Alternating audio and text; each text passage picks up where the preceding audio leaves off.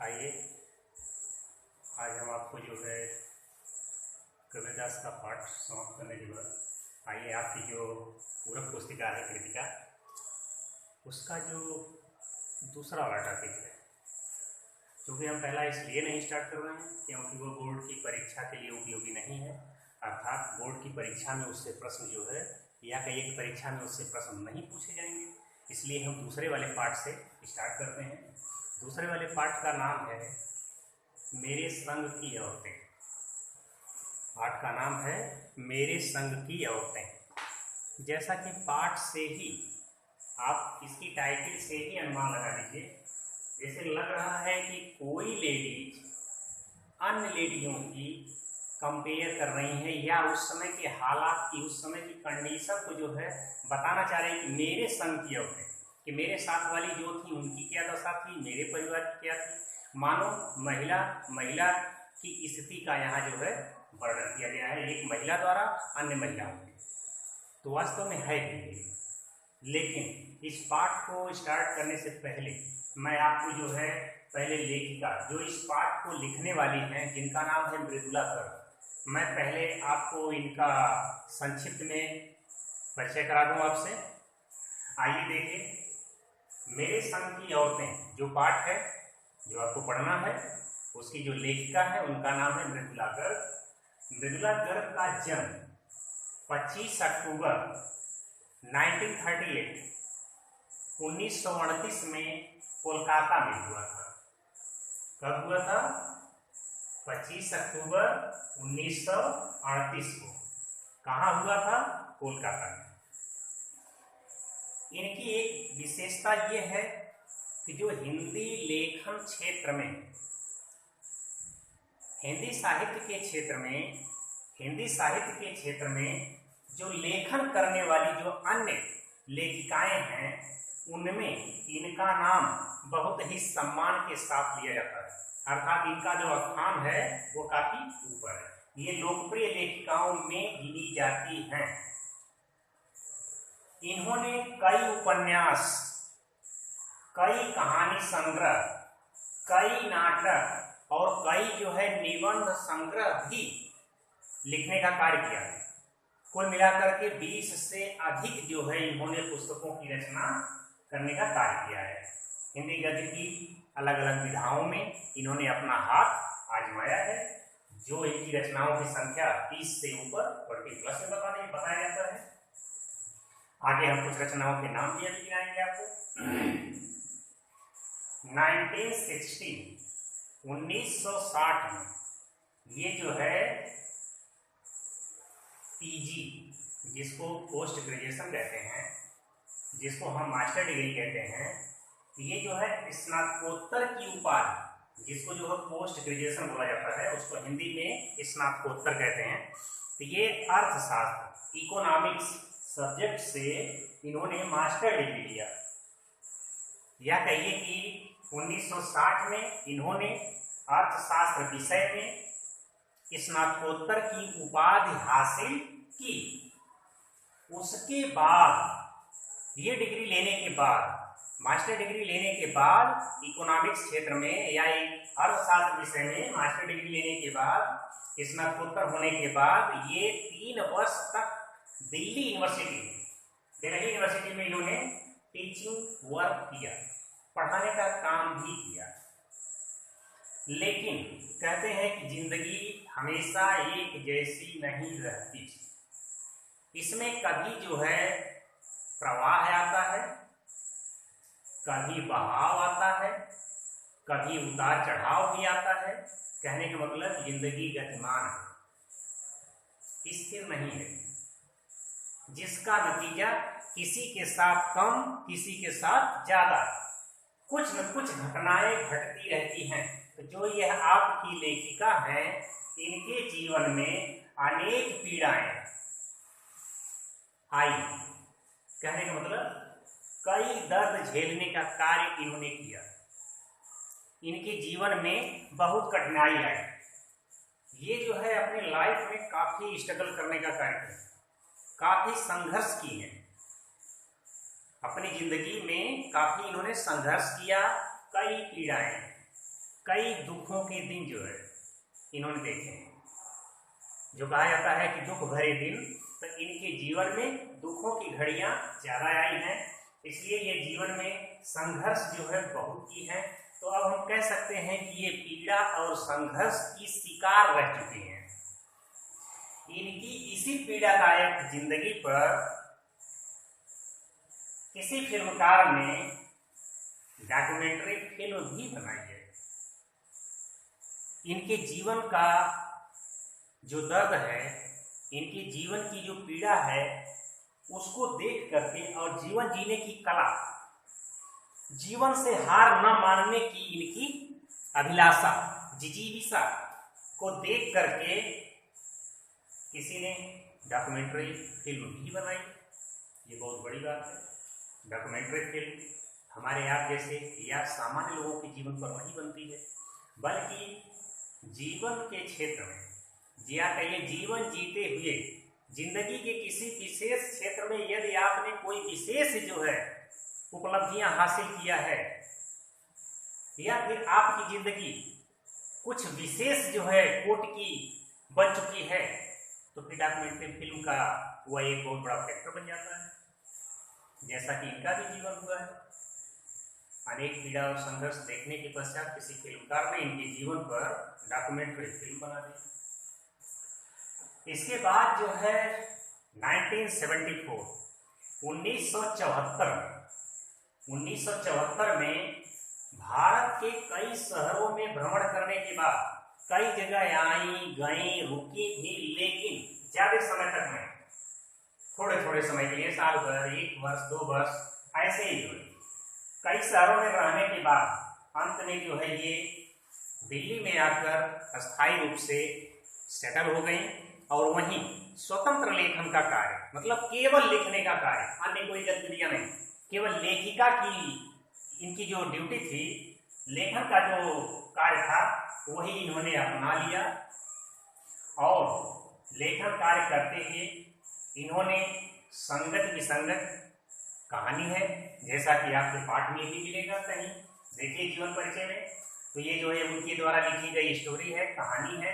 गद्य विधा की, हिंदी गद्य विधा की एक जो है विधा है कहानी, उसी में इन्होंने लिखा है संगत विसंगत, रंग ढंग और चुकते नहीं। ये जो है इनके निबंध संग्रह है।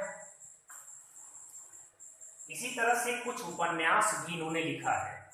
इसी तरह से इन्होंने कुछ उपन्यासों की भी रचना की है, जैसे कठगुलाब, अनित्य, चित्त कोबरा, उसके हिस्से की धूप। ये तीनों चारों जो है इनके द्वारा लिखे गए क्या है, नॉवेल है, उपन्यास है। ये भी हिंदी गद्य विधा की एक विधा है, या हिंदी साहित्य की गद्य भाषा में लिखने की जो शैली होती है, उन शैलियों में, उन विधाओं में यह भी एक विधा है जिसको इन्होंने अपने लेखन के क्षेत्र में अपनाया है। अब आइए हम आपको जो है पाठ का परिचय कराते हैं कि ये जो पाठ है, मेरे संग की औरतें, बच्चों ये जो आपका कृतिका का जो दूसरा वाला पाठ है, इसका नाम है मेरे संग की औरतें, जो मृदुला गर्ग के द्वारा लिखा गया है। इस पाठ की सबसे बड़ी विशेषता ये है कि ये गद्य विधा में तो लिखा गया है, गद्य विधा में ही लिखा गया है, लेकिन यह गद्य की संस्मरण विधा में लिखा गया है। किस विधा में लिखा गया है, संस्मरण विधा में लिखा गया है। इस प्रकार हम कह सकते हैं कि संस्मरण विधा में लिखा गया एक जो है नई शैली पर आधारित, विशेष शैली पर आधारित ये जो है संस्मरण विधा में लिखा गया पाठ है। अब आपके अंदर एक सवाल पैदा हो रहा होगा कि आखिर ये संस्मरण क्या है। तो हम आपको बता दें कि संस्मरण जो है हिंदी गद्य की जो कई विधाएं हैं उसमें से एक है। तो अब आप कहेंगे कि संस्मरण है क्या, डिफाइन करिए या हम समझें कैसे। तो मैं आपको स्टार्ट में बता दूं कि स्मृतियों के आधार पर, यादों के आधार पर जब हम किसी विषय या किसी व्यक्ति के बारे में जब कोई लेख लिखते हैं तो वही संस्मरण कहलाता है।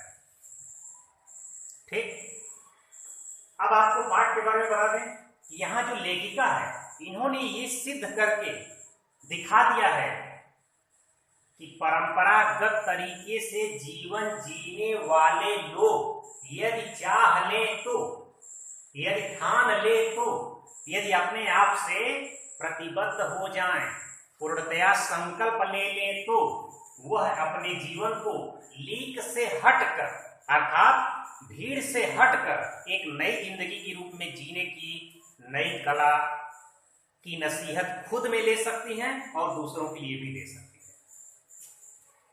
लेखिका ने इस पाठ में यही साबित करने की कोशिश किया है कि भीड़ भाड़ से युक्त भीड़ भरी जिंदगी के साथ साथ यदि हम चाह ले तो हम एक नया रास्ता भी तैयार कर सकते हैं। भीड़ का हिस्सा न बनते हुए यदि चाह ले तो कुछ नया करके दिखाया जा सकता है। यही इस पाठ में मृदुला गर्ग के द्वारा सिद्ध किया गया है। इस पाठ में या कहिए कि यह पाठ ऐसी महिलाओं पर आधारित है जो जीवन को परंपराओं में समेट कर, जैसे सभी लोग जीते हैं परंपरागत तरीके से, वे भी कह रही हैं कि उसी में अपने आप को ढालकर कुछ नया करके, कहने का मतलब परंपराओं में बंध के अपनी संस्कृतियों में रह करके जीवन जीते हुए भी कुछ नया करके, कुछ नई तकनीक अपना के या जीवन जीने का नया पहलू अपना करके, नया तरीका अपना करके समाज की अन्य महिलाओं को आईना दिखाने का कार्य करने वाला जो तरीका होता है वही इस पाठ में दिखाया गया है। यहाँ लेखिका ये बताना चाह रही है कि यदि हम चाह लें तो परंपरात्मक रूप से या कहिए कि परंपरागत रूप से जीवन को जीते हुए भी जैसे सभी लोग रहते हैं वैसे हम भी रहें, चाहे तो हम भी रह सकते हैं, लेकिन सभी के साथ सभी जैसा, सभी की स्टाइल में लाइफ को जीते हुए, जीवन को जीते हुए यदि हम चाहें तो अन्य महिलाओं के लिए एक मिसाल साबित हो सकते हैं या उनके लिए एक नमूना साबित हो सकते हैं या उनके लिए हम एक रोल मॉडल बन सकते हैं। यही इस पाठ में मूल थीम जो इस पाठ की यही है कि परंपरागत रूप से जिंदगी को जीते हुए भीड़ से हटकर एक नई लीग जो है तैयार किया जा सकता है। यहाँ जो यह पाठ है मृदुला गर्ग जी के द्वारा जो लिखा गया पाठ है, जो आपको पढ़ना है, आप जो इसको रीडिंग करिए, खुद रीडिंग करिए,